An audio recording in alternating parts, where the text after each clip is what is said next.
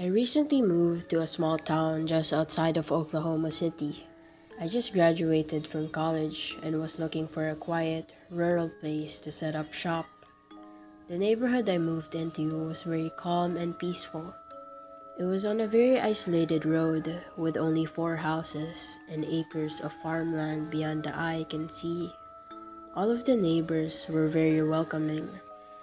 As a freelance writer, I didn't plan on staying in Oklahoma for long or going outside my house much, but I'm glad to have moved into a safe area with people I could trust.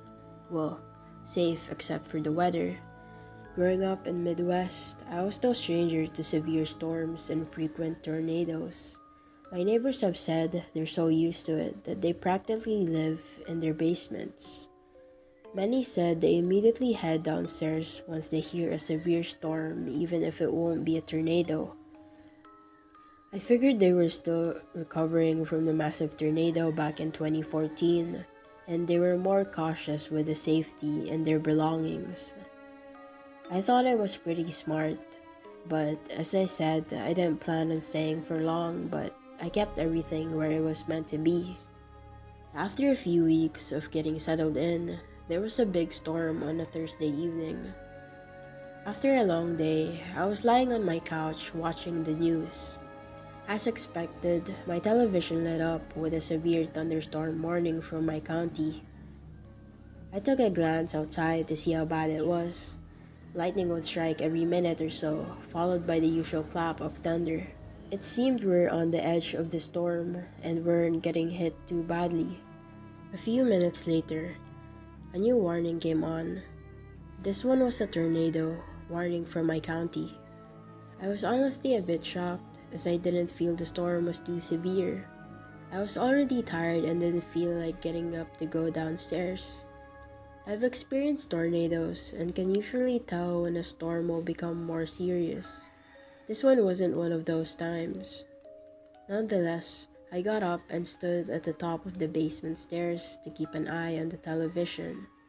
After half an hour, we got the all clear from the weather station.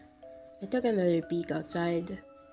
Sure enough, we weren't getting hit with anything besides wind and rain.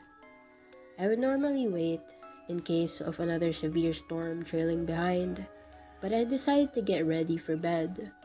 After all, I didn't think it was likely that a greater tempest would follow a minor one. I woke up the next morning to the sound of sirens on my street. Was anybody seriously injured by the storm? I didn't think much of the potential damage. I was curious, so I went outside. To my disbelief, there were 4 cops and 2 ambulances a few doors down at the end of the dead-end road. Crime scene tape was already wrapped around the entire house, and an entire forensics team was already there surveying the property. My heart pounded as I met up with some of the officers. They revealed that there was a family of 4 brutally murdered in their basement. I asked whether this happened during the storm. Some of them doubted it, given the tornado warning. But how can 4 people be dead for more than 12 hours without notice? I could not see any signs of forced entry, nor were there signs of any type of robbery. Local news channels covered the case with many friends and other family members saying how nice they were, how well represented they were at church, and had 0 enemies to their knowledge. Certainly not a great way to get situated into a new home. That same night, there was another storm. This one was more dangerous. There had been a tornado watch all afternoon. Sure enough, a tornado warning flashed on the TV screen. I didn't go to the basement. I just laid on the couch, staring into space. All that was on my mind was the murder. Questions started racing through my mind. Who could have done this? Why could they have done this? How does a nice neighborhood become the victim of such horror? Was there something I didn't know about? I felt involved, although there wasn't anything I could do. A giant clap of thunder shook me out of my thoughts. I was feeling so much pity I didn't care to get to safety from the storm. I was in another storm of my own. Before long, everything subsided. Once again, I went to bed but couldn't seem to catch my Z's until hours in. I had a miserable dream where I was at the family's funeral. The environment was completely gray, with attendees wearing black and everyone in mourning. Then, all of a sudden, everyone started feeling dizzy and dropped dead. I was surrounded by bodies on the floor. As I awoke, I realized it was all a bad nightmare. Realizing what had happened the night before, I went outside again to check for any damage. Expecting to see a power line or two down, my heart sank as I saw the same scene from yesterday. Police vehicles, crime scene tapes, and a forensics team. This time, 2 doors down. Some friends of the family were watching the scene, a woman bawling at the sight of her husband's arm wrapped around her. Once again, I talked with officers on the scene. I asked what the situation was. He said that a familiar crime was committed. He described the bodies as being stabbed beyond proportion. Several bodies were broken. One of them was nearly decapitated. As the bodies were being rolled out on a stretcher, I noticed blood seeping through the white sheet covering a body. A relative who found the bodies described to an investigator what transpired as she came to visit. I could even see some officers getting emotional. This made no sense. 2 identical mass murders in my neighborhood. A neighborhood I moved to for tranquility. What are the odds? Suddenly, it clicked. Both of these happened during major storms when the tornado warning alert came on. I looked into it further, wondering if there were any cases of people being killed during a natural disaster. Not much came on the matter. I researched when other tornadoes warnings occurred. Nothing came up on the National Weather Service for our area aside from the one yesterday. I was confused. Was the warning today just a test? False alarm? Was someone taking advantage of the supercell to commit these gruesome acts? The storm today was more severe, but no tornadoes were spotted. That evening, the warning came on again on the television. I read it to see what it was. Surely this was a test or a tornado watch at a minimum. Nope. Tornado warning, clear as day. I went outside to my backyard. It was cool and windy, but there was no indication of a tornado anywhere near. I checked the radar on my phone. Not even a speck of green in my town. Maybe the National Weather Service hit the wrong button. There had to be some explanation. I called the local service about the possible error. They said no one reported a tornado, nor did the weather service see a possible tornado on the radar. Very odd. I looked to the horizon. That's when I realized the 2 murders. 3 doors down, 2 doors down. I got chills as I discovered the pattern. The neighbors spoke practically living in their basement, some not even reading the television for a warning. Just going underground when they heard the alert. I ran to my next door neighbor's house, rang the doorbell several times, knocked heavily, and even hollered their names. Nothing.